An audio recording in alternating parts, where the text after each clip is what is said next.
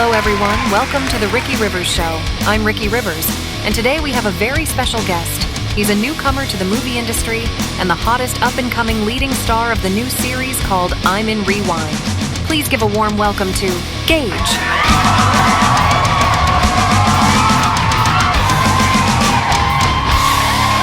Good morning, Gage. Welcome to the hot seat. And thank you so much for joining us this morning. Thank you for having me. So Gage, critics are calling the new I'm in Rewind the hottest new series and rock band of the century. Can you give us an overview of the series? Absolutely. It centers around a character in the future reflecting on his past experiences. The world is in turmoil due to a series of events that unfolded over time, and we witness how these events led to the current state of affairs. I noticed some discrepancies in names and places. Could you elaborate on that? Yes, that's intentional. We play with the idea of parallel universes, which might leave viewers questioning if we're inhabiting an alternate reality. That's quite thought-provoking. Yeah, it is. Our writer Mick is a fan of sci-fi. A couple of his favorite movies are The Matrix, They Live, and the Twilight Zone series. So the I'm in Rewind series will have some fun sci-fi stuff, and may also touch on some past and current conspiracy theories as well. Conspiracy theories seem to be prevalent nowadays, don't they? Exactly. So as we make our way down each rabbit hole, it'll be up to the viewer to decide if this is a true conspiracy theory here in our reality, or are we experiencing an event in a parallel universe? And if a conspiracy or event is happening in a parallel universe, could we be in danger of it happening in ours? Sounds like a real-life Twilight Zone. Exactly. In an upcoming episode, I make a seemingly metaphorical statement which becomes a reality a few days later. And I don't mean it became a reality in the show, but I saw it on the news in real life. That's fascinating. Can't wait to see it unfold. But let's steer clear of spoilers. No worries about spoil alerts here. But it's intriguing to consider the influence of media on shaping our reality. Remember those theories about The Simpsons predicting future events? What if those episodes aren't just predicting, but also influencing and creating the future? Well, if that's true, then create an episode where I'm living in an oceanfront mansion sipping margaritas on the beach. Right?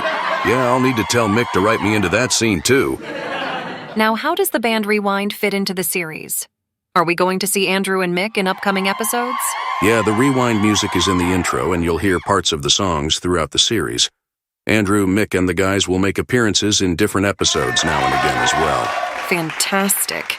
We'll be looking forward to that. Now, as far as your acting career goes, as I understand it, you have no former acting experience or training. Is this your first acting role? Yes, this is actually my first acting role ever. I had never thought about acting before this. I don't think I've ever had a thought before this. This acting role has literally brought me to life.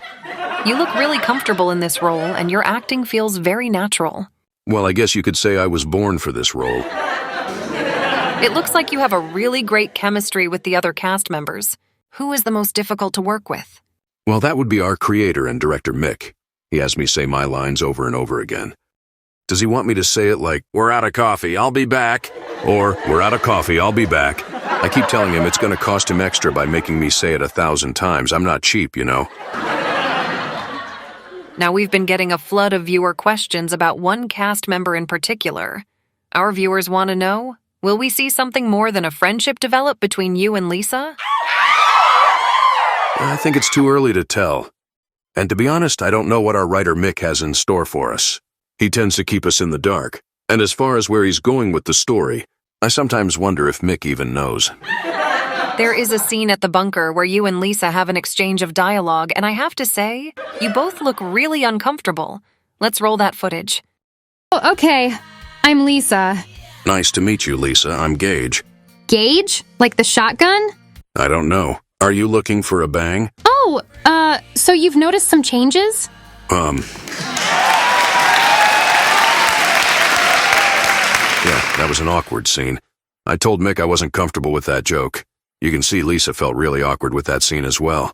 And to be honest, I'm just not that guy. Do you think Mick wrote that awkward joke to keep you and Lisa from hooking up? Interesting. Now that sounds like a conspiracy theory. But like I was saying about that joke, I'm just not that kind of guy. It's funny, when I first got on the set, I looked at the apartment scene and thought, oh boy, my mom's not going to be happy with all the beer and booze bottles around the place. Mom, that's really not me, it's just for the show. Yeah, I can see you'll have some explaining to do with the family over the holidays. Now, there's a joke you told regarding Filipino people looking similar to Hispanics. How do you feel about a joke like that at a time where people are extra sensitive to racial jokes? I didn't care for it.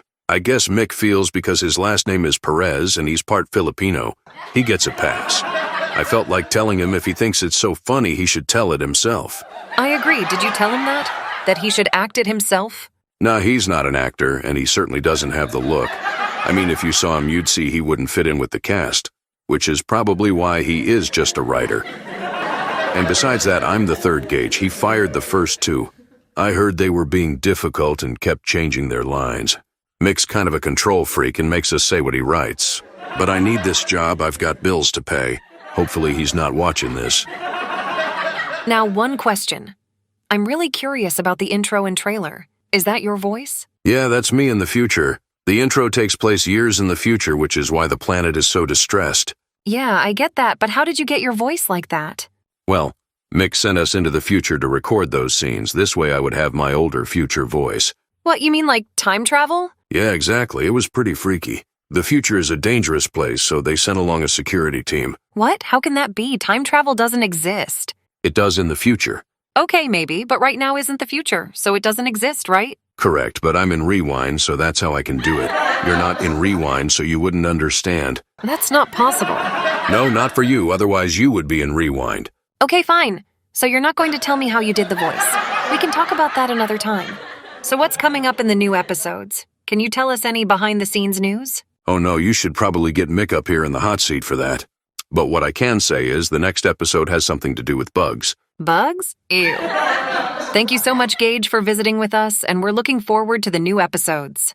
Gage, everyone, thank you for joining us. I'm Ricky Rivers, and we'll see you next time in the hot seat.